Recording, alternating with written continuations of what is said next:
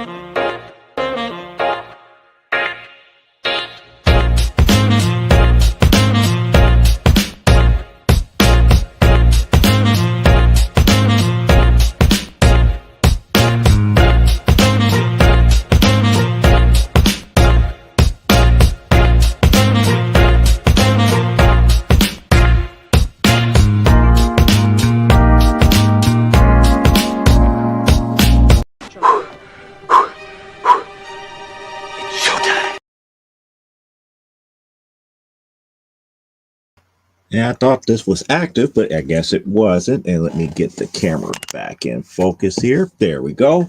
Welcome to another episode of From the Desk of a Small Press Publisher. I'm your host, Joe D. McPhee here. And we're pretty much back to square one. And I will explain a little bit later on what we mean by that here. But we're alive. We're here. It's another Saturday. We got a lot of things to talk about. Hopefully, we get more people in our chat for it could be fully interactive like we normally are. But it seems like, people are not showing up as of yet. But we just started. So let me get the business end of stuff out the way here, such as stupid o'clock happening 1 hour into the show. That's if we go into a second hour. They will be live at 11 p.m. Eastern Standard Time, and that is followed up by Last Man Standing on that same channel at 1 a.m. Then you get a little bit of a respite to Nevermind the Furthermore, which is Monday through Friday, 10 a.m. Eastern, and we got Comic Book Spectrum Thursday, 7 p.m. Central, 8 p.m. Eastern Standard Time here. And nevertheless, we always come in and we always try to do new comic book pickups for the week. Therefore, it is that time once again to see what we got brand new. So let's take it away here.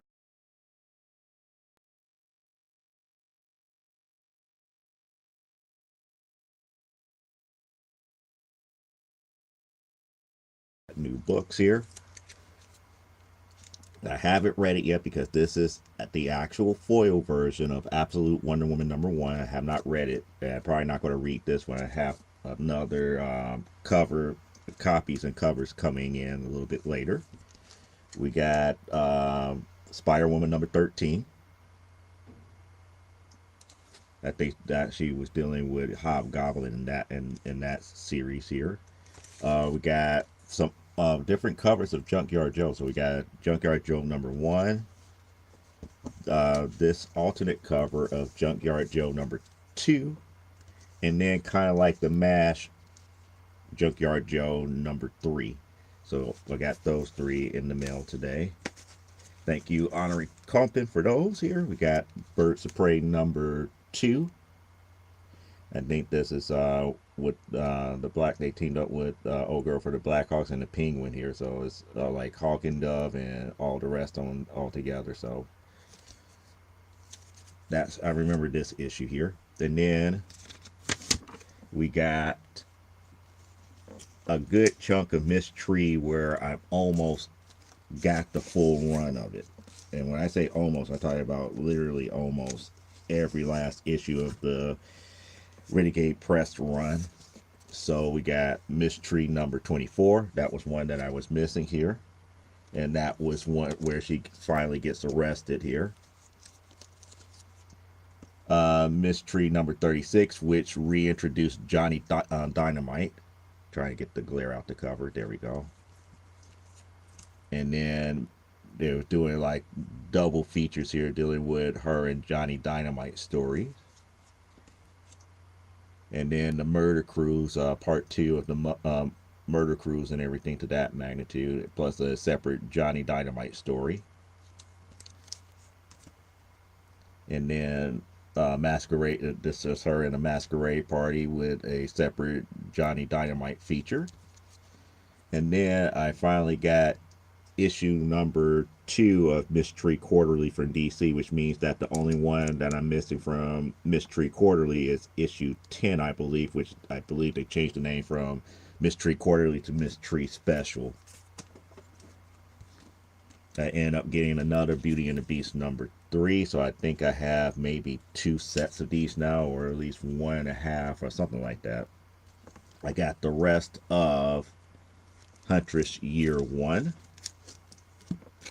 The rest of Huntress year 1, so there it is. Issue 2, issue 3, issue 4, issue 5, and issue 6. So I finally got a full run of Huntress Year 1. I still believe I'm missing only one Huntress volume.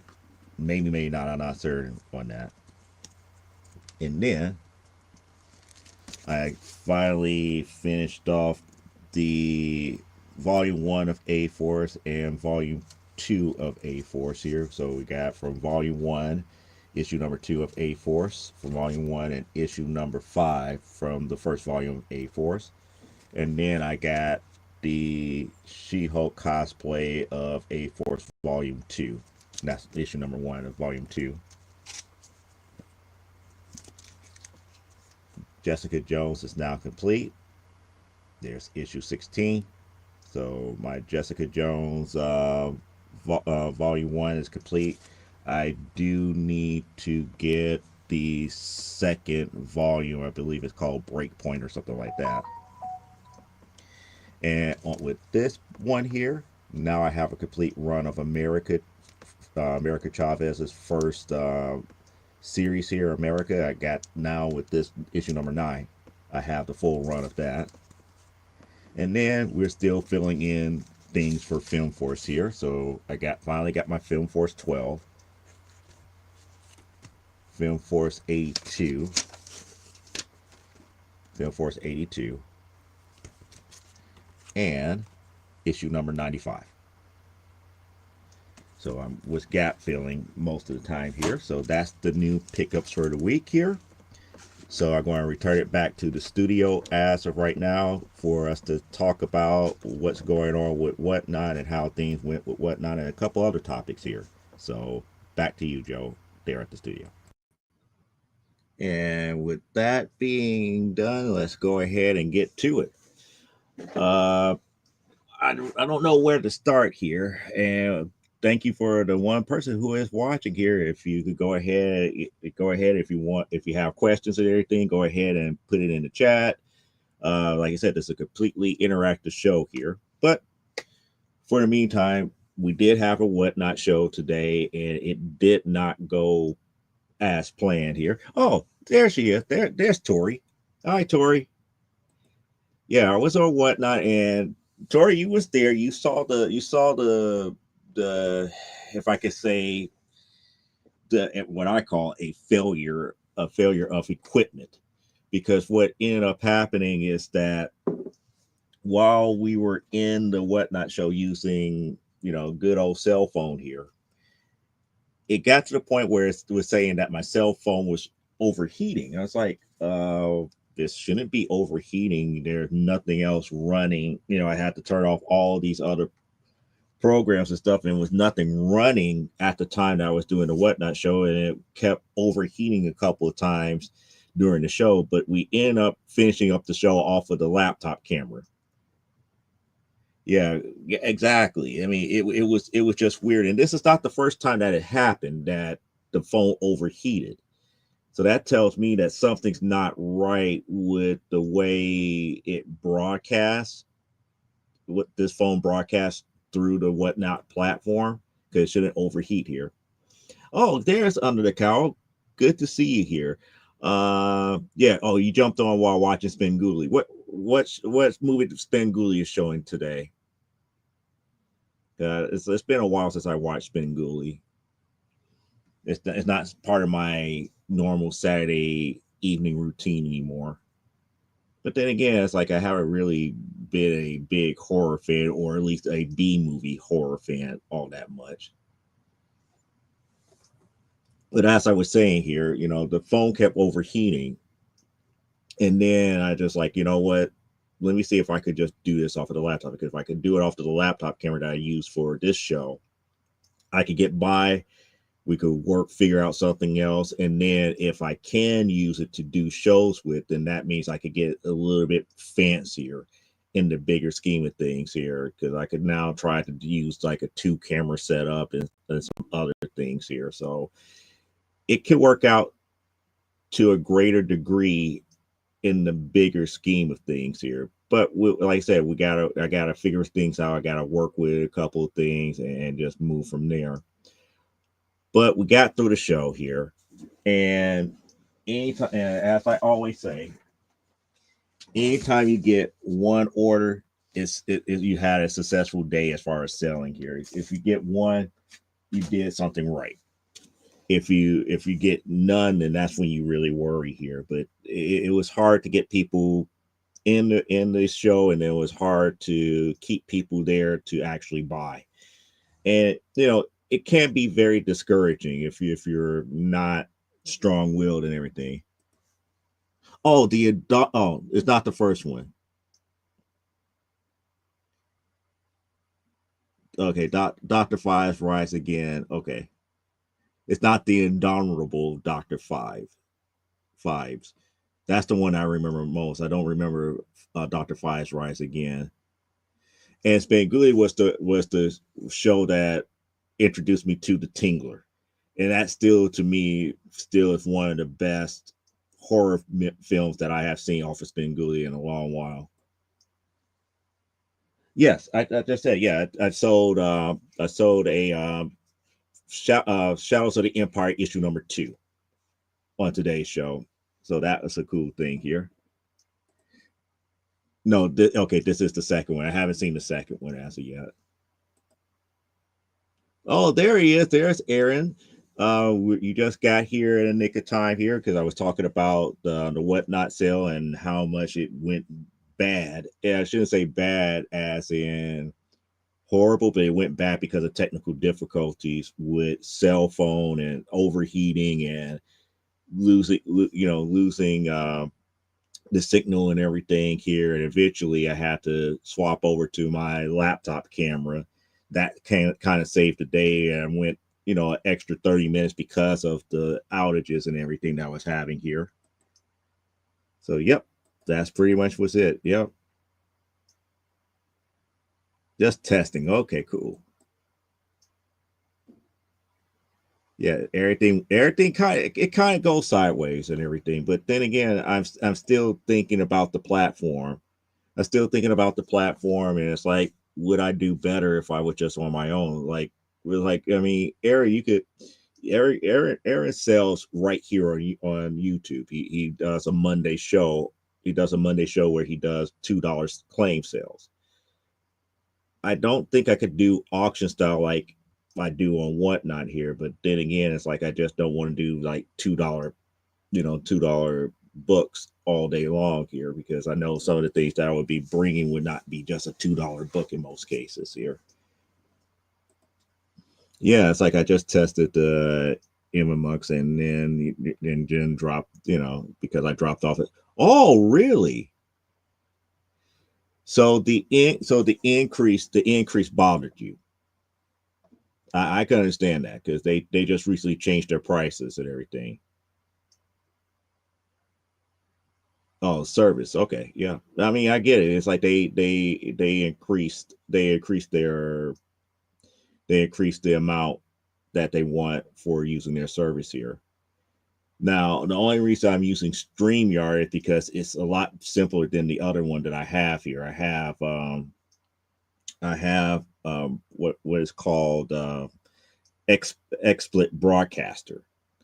But the problem with XSplit Broadcaster is that I have a hard time inviting people into the show. If it was just me doing the show, there would be no reason for me to use StreamYard. But because I do interactive shows, I have people bring people on and everything, and because I haven't figured out how to do the invite to have them to come in on XSplit Broadcaster with me, I'm forced to use StreamYard. So it is what it is.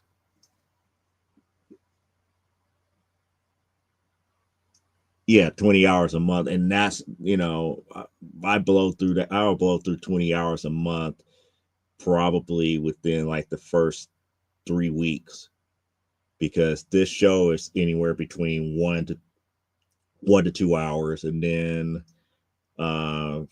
and then comic book spectrum is usually 2 to 3 hours. So you have to think, anywhere about 5 hours per week times four, I'd be barely hitting that 20-hour mark, or hitting that 20-hour mark real quick, and be like losing broadcasting. So yeah, that's the only thing. That's why I pay for it. So I know about the increase there.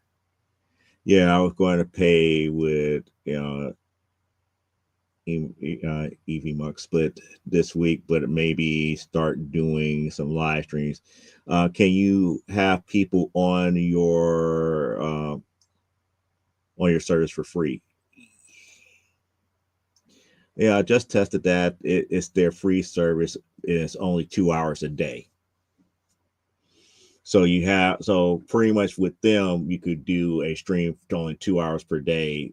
Each day they give you 2 hours. Is it cumulative? Meaning that if I don't stream on Monday and come in like Wednesday, do I get Monday and Wednesday's time too, where I could go 4 hours instead of just the 2 hours that I have for just that one day? And he said, yes, you could invite other people. Cool. Well, at least I now know that there's other software platforms that can be used here. But I don't know. But like I said, it's like my oh wait, he's wait okay so yeah, I don't know enough about it yet. Okay. When I live stream, I just use my PS5. Why I don't talk during the streams? There's no mic and no chat. Yeah, that's kind of like the weirdness here. Unless you use your PS5 to stream to some place like Twitch. If you use your PS5 to stream via Twitch, you get the same chat windows and everything, and people can talk to you that way. But without no mic, they can't hear you. Yeah, I get that part. Yeah, but 2 hours is enough for my Thursday show and other stuff. I use StreamYards for the claim sale. Yeah, yeah, that I mean that'll work. That'll work. I mean, you don't have a problem. You don't have a problem with branding, because like one of the reasons why I stopped using it, because of the simple fact that I know I could probably go over 20 hours in a month here. Plus, I have like branding, like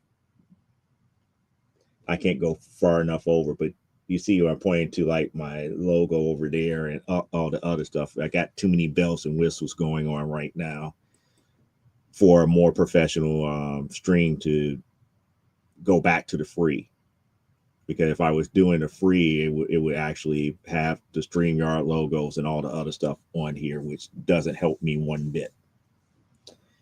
But getting back to the WhatNot end of con finale. I mean, it's a good idea. I don't fault. I don't fault. I honestly don't fault WhatNot for having a show like that. To get us to do shows to end the convention going season, because technically there is still going to be Comic Cons in December, but they kind of ending their comic book convention season, so they're not doing any more convention shows. And this is kind of like the last hurrah. It's like the last hurrah for like online comic shows during conventions that they're willing to kind of sponsor.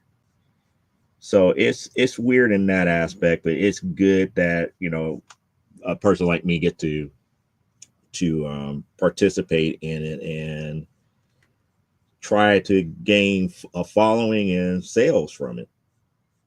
Now, I'm still having a hard time selling my own creative own stuff here. Oh, by the way, that's a blue line, blue photo pencil here for sketching on sketch covers and whatnot. So I'm up here, doing my thing here, about to try to do a negative space cover on this Birds of Prey, dealing with Big Barda.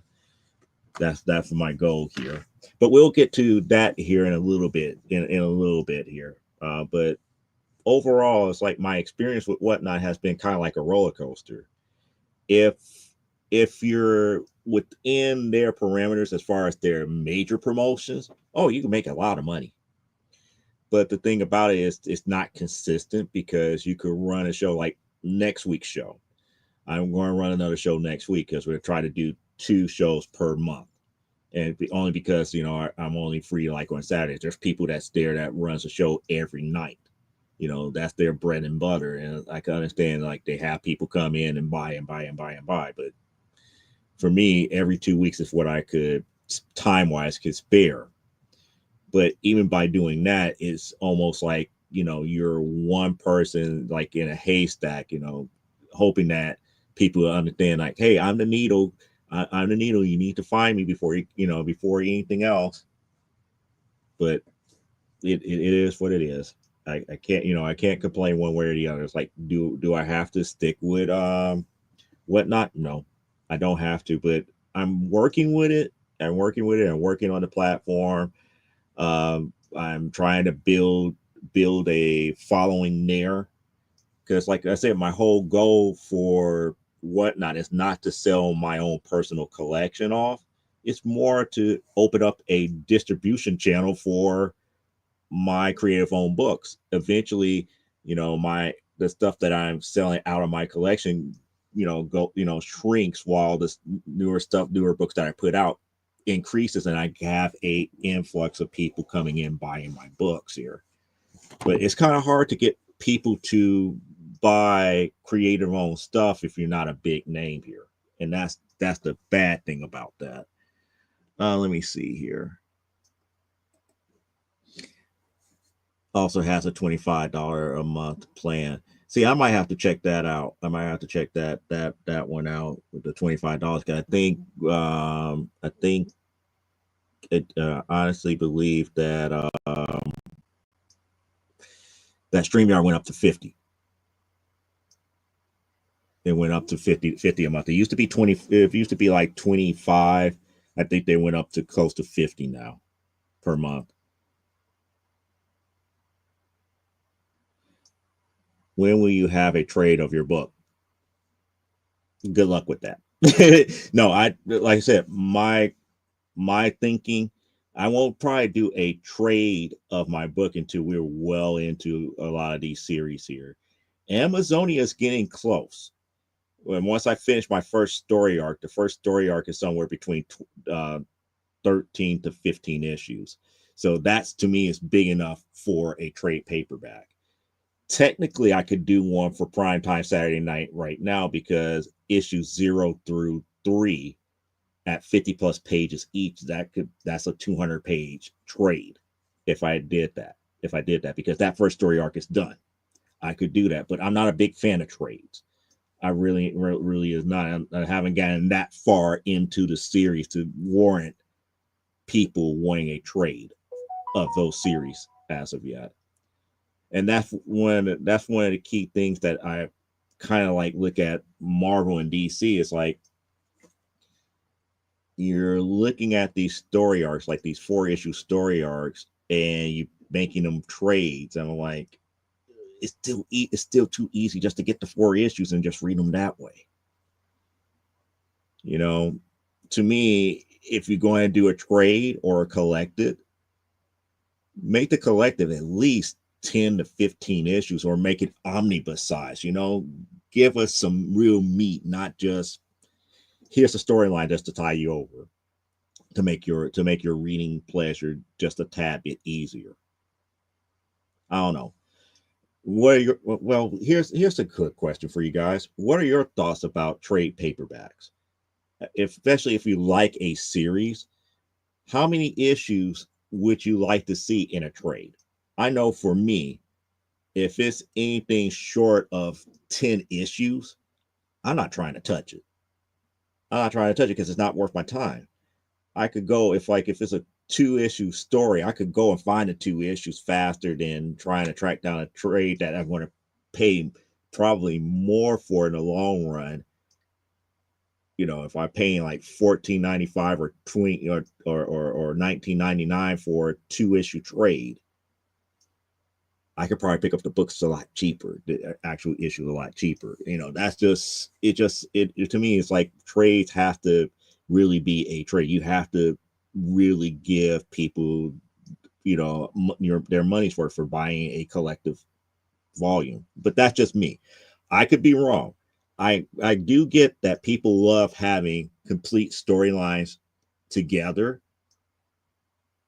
However, I was like, to me, if you're doing a trade of 2 issues, that doesn't make any sense. If you're doing a trade of 4 issues, it really doesn't make any sense. When you get into like that 10, 15, 20 issue range, that's when it's worth your money, because you never know how to how hard it would to get those 20 issues. Like, for example, if Marvel actually came back out with the first Secret Wars, the 12 issue Secret Wars, that would be worthwhile to get in a trade, because even though it might be a little bit easier to get bits and pieces of those books of that series in single issue, I know the first Black Suit Spider-Man is going to be a pain in the rear to get.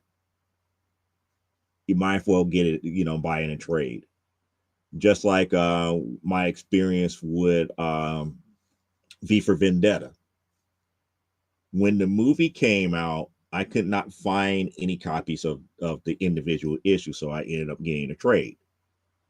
Now I'm slowly finding issues of V for Vendetta at $2 a pop. So I'm up here like, if I just wait long enough, I could probably get it cheaper. But I don't know. But that's the question that I put out to you. What is your issue count for a trade? Mean like, how many issues would you like to see in a trade, or does it have to be like a complete storyline? And if it's a complete storyline, does that storyline have to span how many issues? They say I heard a lot about whatnot the past month or so, and whenever I go on it, I cannot never find what I want to. See, that's the problem. That's one of the problems here. And you about to get ready to say it's like the new eBay live sales, though I actually find better deals easier than on whatnot. That's part of the problem. That's part of the problem with whatnot, because again, people just expect everybody to have this type of stuff. And the second thing that drives me up the wall as both a buyer on whatnot, not everybody used the bin correctly. And when I say the bin, it's like it's an area on the screen where you could go into, and technically the seller is supposed to list everything that he has for auction, everything that is a buy it now. So a lot of people are like, to forego taking pictures of everything and doing everything the correct way. They was like, oh, I just going to do a small little icon that says random $2 auction. And that gives you no clue of what they have or what could come up or anything to that magnitude. And in the buy it now, there was like, oh, here's a slot for a mystery pool, or here's something, here's all this other stuff that does not really give a good description of what you might end up buying. And that I can see is turning people off. And I know under account that might actually turn you off to a seller at whatnot. But the thing about it is, like, I can't. I eBay to me is overinflated. People want too much. They get overly greedy. What seems to be like a deal there on how they do in the live sales is really not, is nothing more than what happens with a good WhatNot seller. Like, for example, on WhatNot, I have been able to get, some like nice slabs for under $30. And we talked about 9.8 slabs for under $30 if you catch it just right. So I don't know. I just don't know what to say. It's like I'm more leery of eBay than WhatNot, but I also know that it's more frustrating to try to find something you really want on WhatNot because not every seller advertise the books that they have the way that they need to. It's just so weird. Like one of my favorite sellers there, Rosie Retro, they have their bin where it's like they have full sets. It's like if they have like sets of books, that's always going to be in there. Buy it now. But they don't have real auctions. They do it as a claim sale. So they have like, 3 to 4 long boxes of books. And you pretty much they flip through the long boxes and you just tell them what you want to claim. If there's no one else that claims with you, they put it in a pile for you, and at the very end of the show, they run a quick little auction for you to buy it, or they put it in a buy it now for you to buy it. Now, the only time that they run an auction is when multiple people want to claim the same book, and that to me seems kind of fair. But to your point, Kyle, you don't know what's there. You just have to sit and watch through the whole show at that point. And, some people don't have the time to do that. Just like people like me, I'm leery of eBay. Is like, okay, you're starting this at what price? And now it's auction level. Meaning that if you start it with an inflated price, do I really want to buy something even more so than what fair market value is? It's kind of a trade-off. I haven't ever bought on WhatNot because I don't want the little dollar deductions on my bank account. But maybe I'll just keep my money in PayPal for the claims and use the money for WhatNot. One of the problems, Aaron, I'm going to tell you one of the problems that I noticed with WhatNot, and this is both me as a buyer and me as a seller. As far as when it comes to shipping cost, WhatNot is a problem. Each auction that you do, unless your seller caps max ship, it has a max shipping cap going on.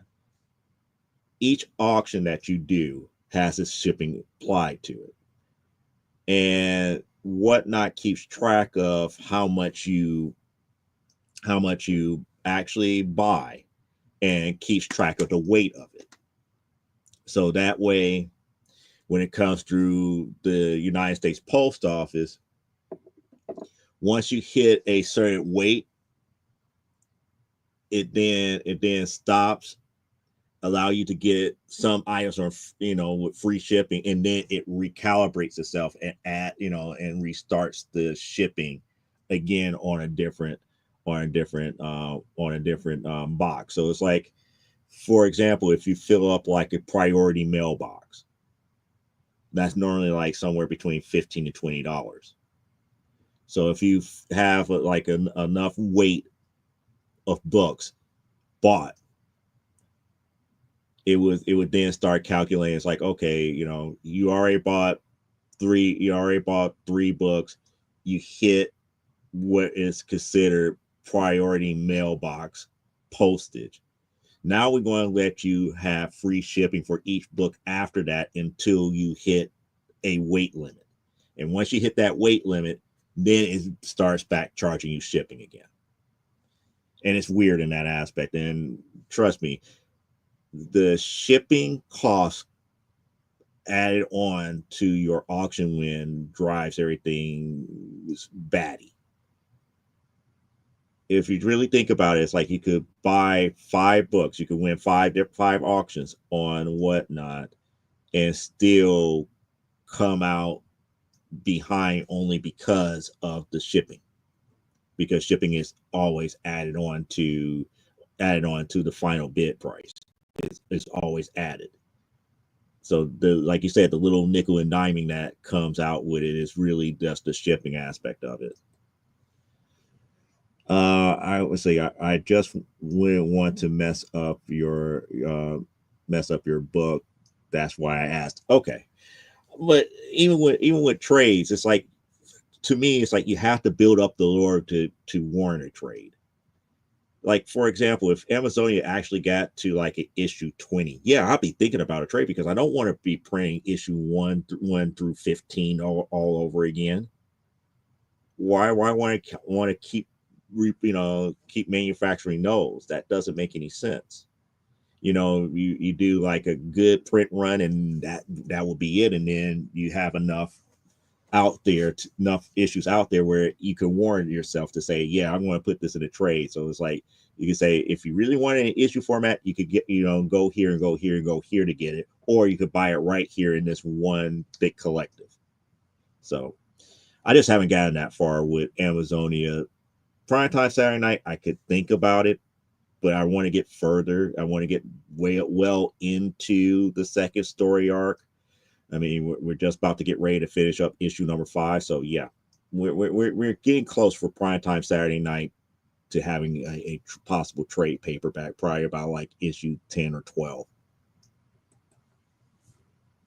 Yeah, I hate the 3 to 5 issue trades. Yeah, I mean, it's bad. It's just bad for business. It's like I usually pick up a trade if it's a book that has a lot of covers, or so I could at least get all the cover images without paying. Yeah, but that's if they decide to put all the different covers as extra pages in the back. Sometimes you don't even get the covers. I mean, that's just the way that it is.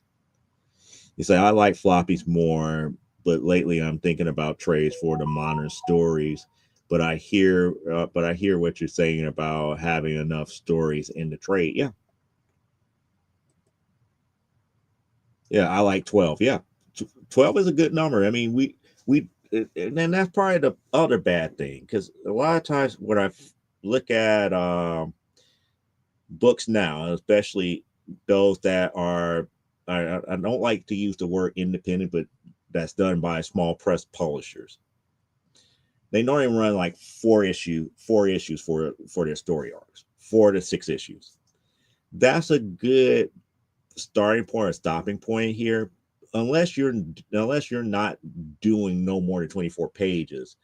Then you're kind of like, okay, 4 issues, 24 pages, that's barely 96, 100 pages. Some people might be happy with 100 pages, other people might not. That's just to me, as a whole here. But yeah, 12 issue series, yeah, I would buy the trade. 10 issue series, I will buy the trade. 15 issues, anything that's a big overarching story arc that covers a lot of pages, yeah, I would rather have a trade if I know I can't find all of the books. Secret Wars from the 80s, there's more story in the comic than modern. Yeah, I agree. I agree with that wholeheartedly here. Yeah, WhatNot shipping is just no joke. It is no joke here. And then now they got the thing. I showed you guys about the thing about how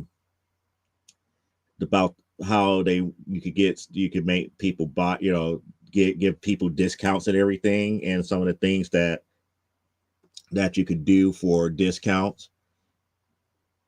And I think I showed you guys that on one of the shows here.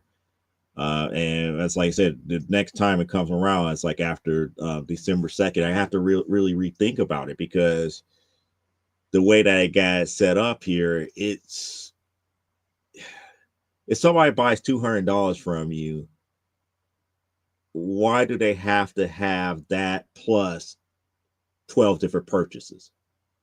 That doesn't make any sense. If he makes one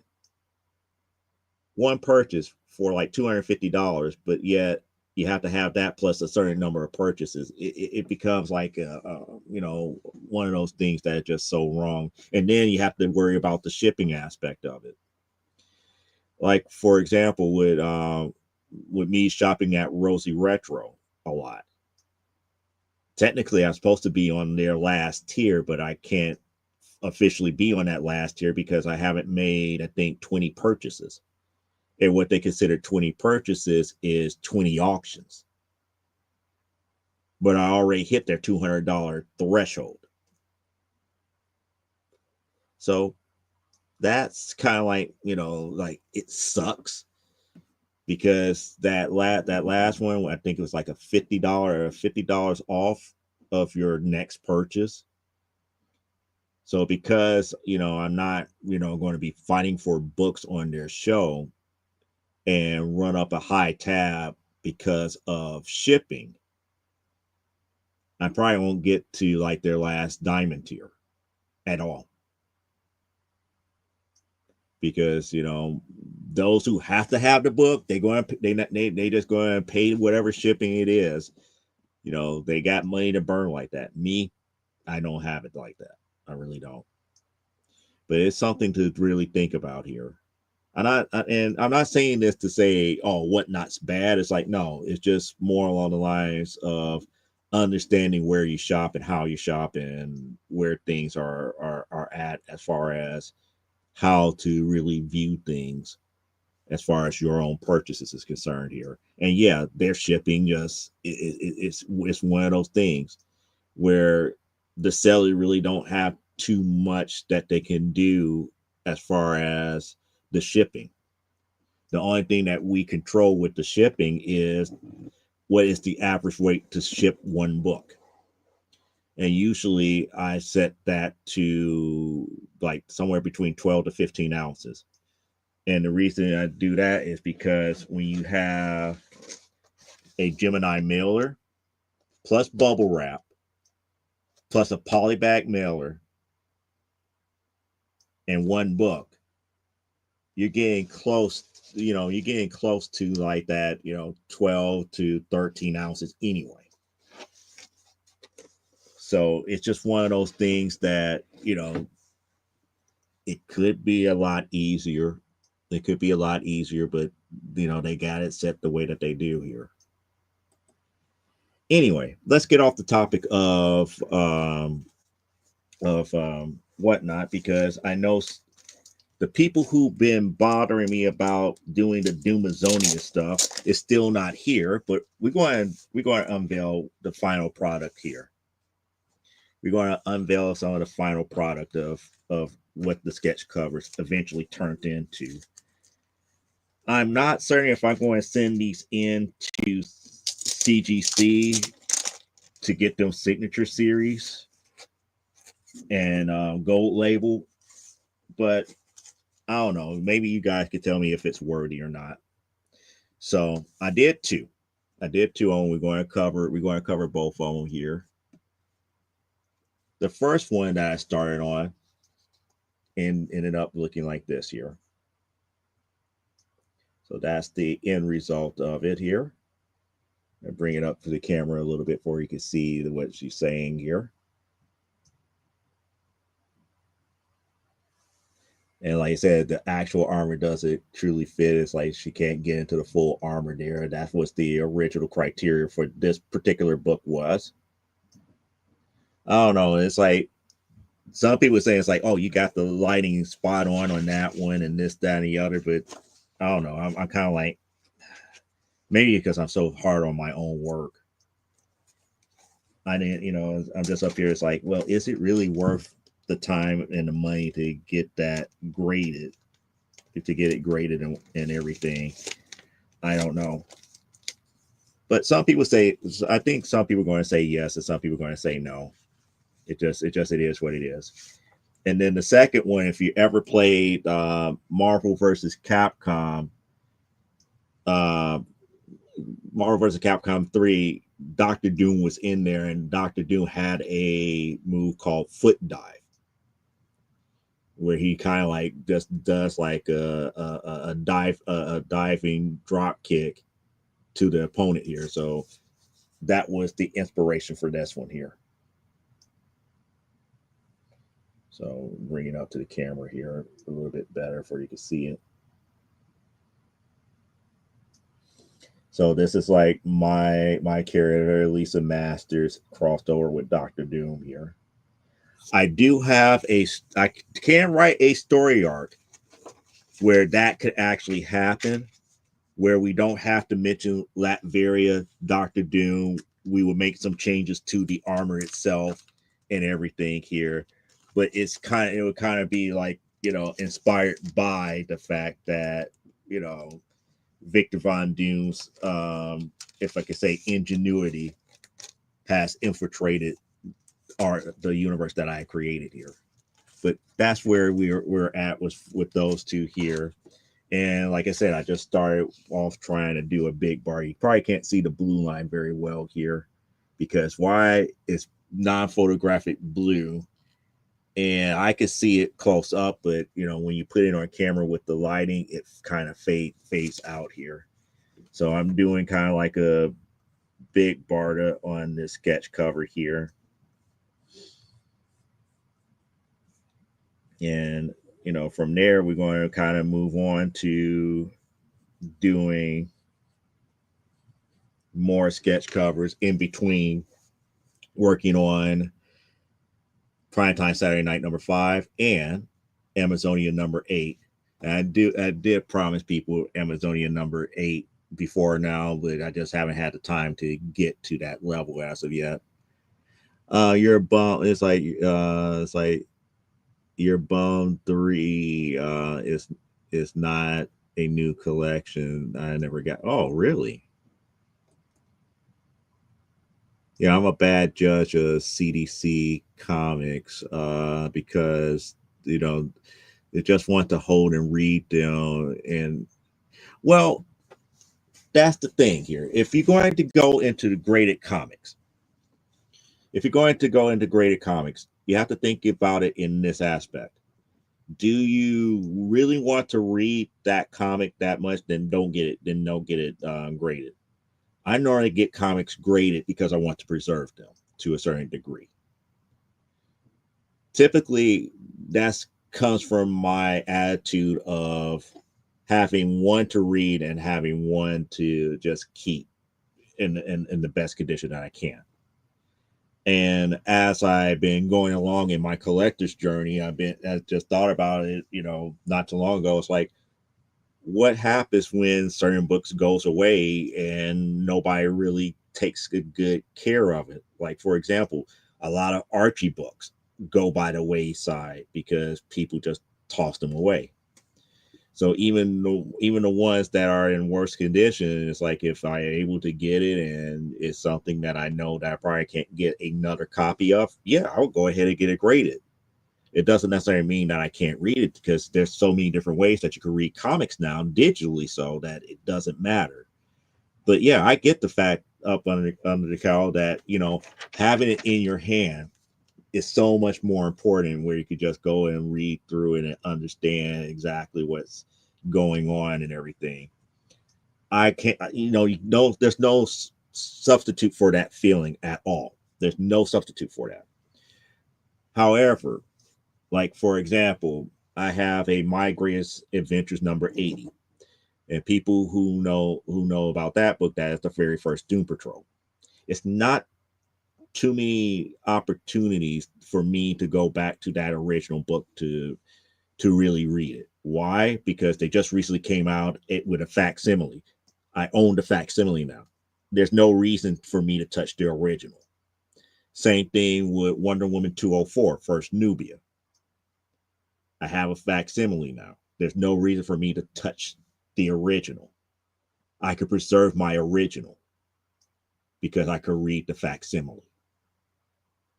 So, you have instances like that. So it's kind of like a trade-off. I mean, I'm not saying you're not right. I mean, you're absolutely right as far as wanting to hold it and read it and come back to it from time to time. But there's going to be certain books that you're going to be like, man, X-Men 1 from 1963. There's so many reprints of that. Why, like, I'd rather preserve it to keep it in pristine condition than to constantly read it over and over and over again. Especially since there are facsimiles that are out. It's just something that you got to think about. You know that I'm not saying don't ever go back and reread your comics. That's not what I'm getting at. But there's so many different ways to do it now that reading the original may not be the best course of action.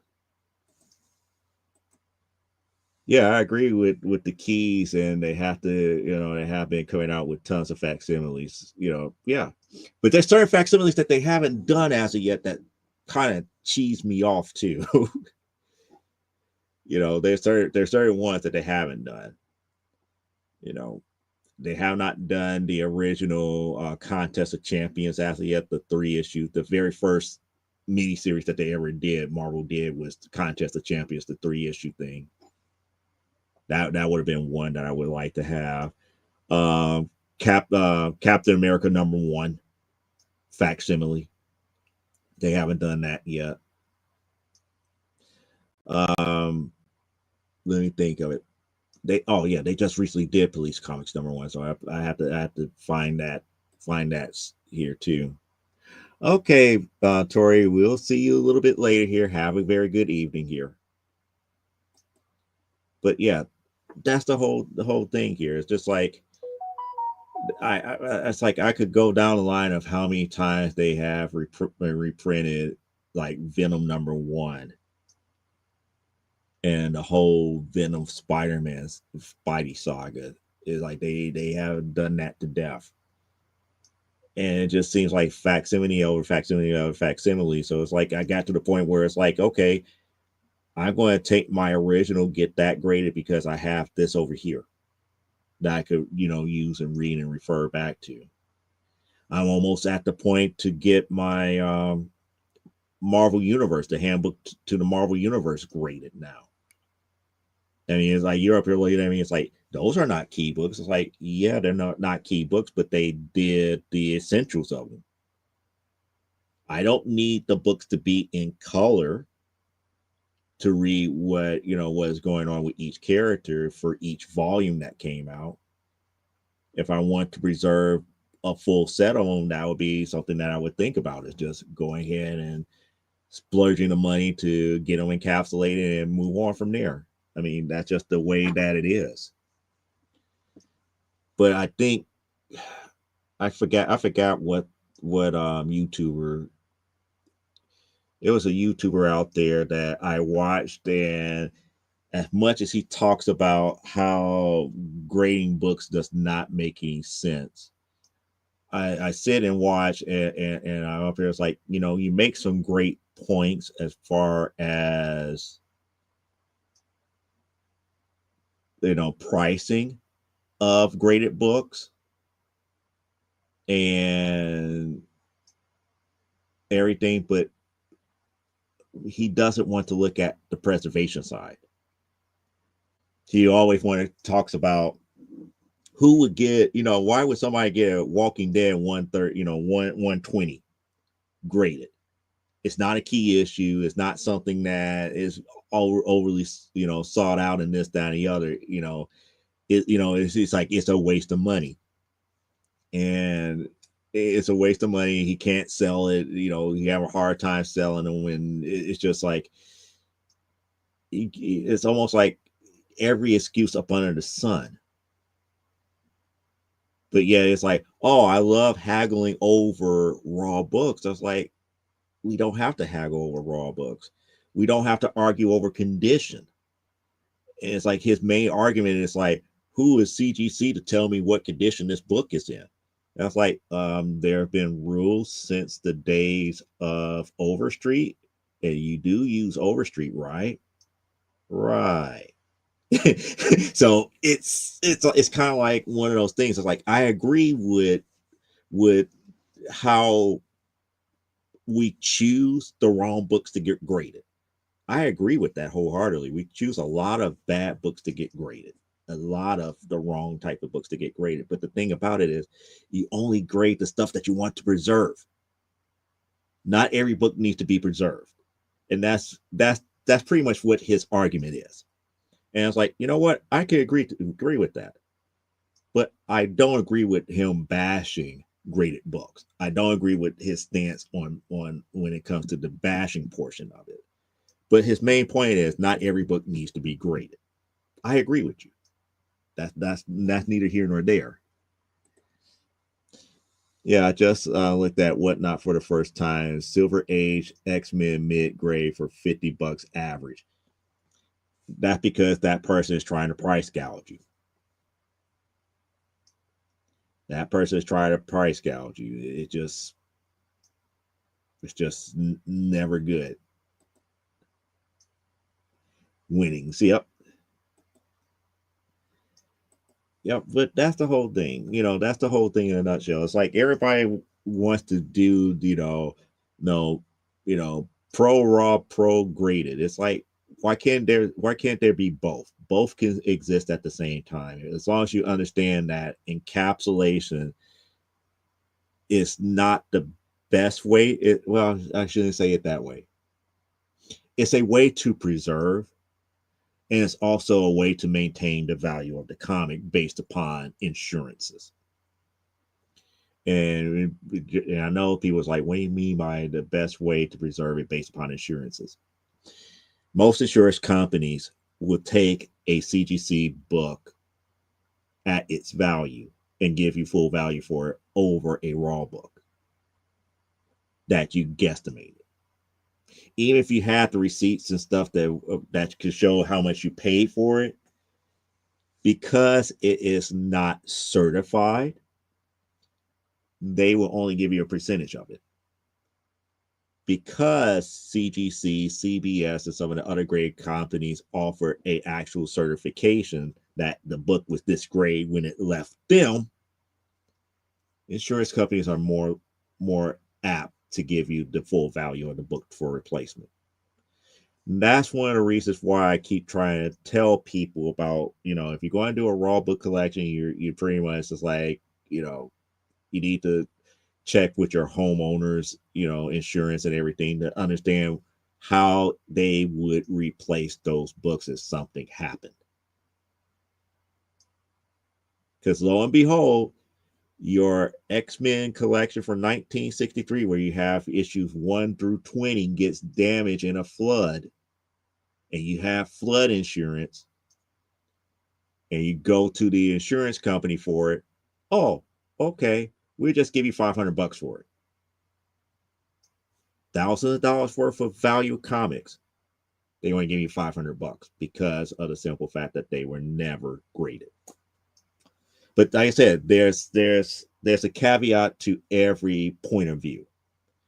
There is not one correct one, but you have to do what you need to do for what you have and what you plan to do with each and every one of your comics. I'm not saying go and get this upgraded or keep it raw. It's like, to me, mix it up. Have some things graded, have some things that are wrong. Treat your collection the way that you want it to be treated. And I'm getting to the point where I'm trying to get the stuff that I'm definitely going to keep to the point where it could be presented in a museum. So if that means that I have to get them encapsulated, guess what? I'm getting encapsulated. If it means that I have to make certain that certain ones are in Mylars, I'm buying the Mylars. But you have to make certain that you do your collection the way that you see fit. Not what all these other YouTubers are saying. Not even what I'm saying. Do it as you see fit. Because why? I might not be around too much longer. I may not be around at all.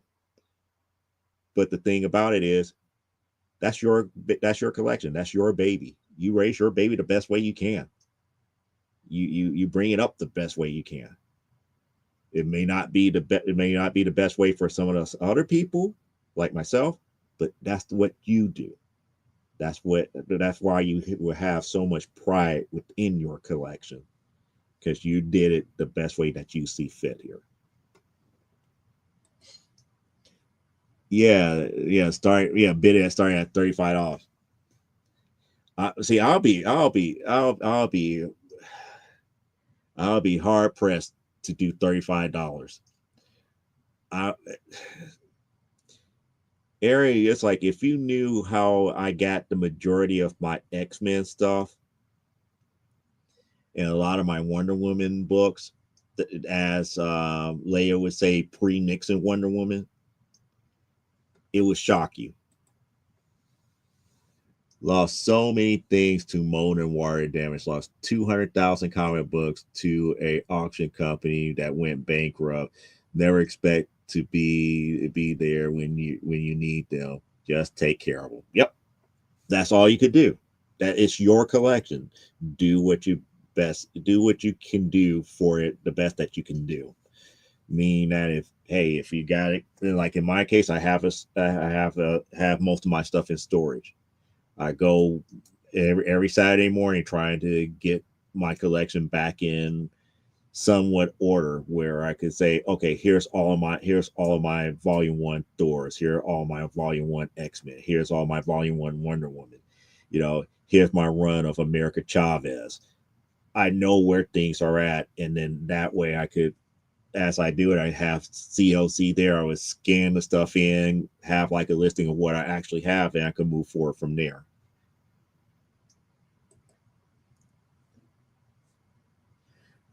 You'd be surprised. There's a lot more people like Kevin that has suffered a lot more. And it's like that doesn't shock me. I feel for him more so than anything else because I have seen stuff like that happen where out of the blue, out of nowhere, loss of all these books and they're gone forever because they cannot be salvaged. But yet people up here, it's like, oh, they will last forever, this, that, the other. It's like, nope, one good flood, one good hurricane or tornado. And insurance companies don't understand the value of that type of stuff unless it's already certified. Because the only reason I bring that up because I started talking to insurance adjusters about that type of stuff. And they were up there like, well, you're going to have it certified or graded in some form or some fashion. You're going to have somebody professional to do it to get the best bang out of your buck. If not, you're going to be pretty much suffering, at the hands of what their underwriters think the value of those books were, and that's kind of sad. Where's the best place to go to buy bronze and copper? I shop different places, to be quite honest. Now, back in my college days, and we're talking about late 90s, early 2000s, I got the majority of my X-Men books and Wonder Woman books from two major sources. I would tell people nowadays, one of those sources I would not trust. The other one is kind of iffy. And one of the reasons I say iffy is because I don't think there's value. You could get value from them anymore. The two places that I'm talking about here, the one that say don't trust anymore, Heritage Auctions. I got a lot of stuff from Heritage Auctions back in the late 90s, early 2000s. One of the reasons why I was able to complete my X-Men run and have a whole bunch of old Wonder Woman books is because Heritage Auctions. The other place was Metropolis Collectibles. They are good, but they are serious about anything that you buy. You just can't go up in there. It's like, oh, I want to buy X-Men #1, X-Men #1, and you're expecting to pay like $500 for it. They will laugh you out the door. It's like you're not serious enough. But those were the two places that I went to back in the 2000, back in the late 90s, early 2000s. Now I'm all over the place. I'm all over the place. So, I would go to places like Hip Comics. There's another app that you can get on your phone, which is called Shortbox. But Shortbox now is starting to do raw books, but they used to be solely graded books. Every so often, I might hit up Metropolis. Every so often, I might search Heritage every once in a while because there's just only a handful of Wonder Woman books that I need, and it seems like I can never find them. Every so often, it would hit their auction, every once in a while, and people flock to it, and it goes outside of my price range. But hit up little known, little known brick and mortar stores. I mean, my local people don't have a lot of the stuff that I typically look for nowadays, but the little known stores over our great country of the United States, you never know what you may find. And it's just weird in that aspect here. So, I just got to know a lot of different store owners and everything like that way. And it's like every so often I might get like a quick little message like, hey, I found a copy of Film Force #1, are you interested? Or hey, I found Spider Woman #15, and I know that you was into Spider Woman, so are you interested in getting that? You have to put the feelers out there. And it really depends on what you're looking for too, because there's some places that just specialize in certain things here.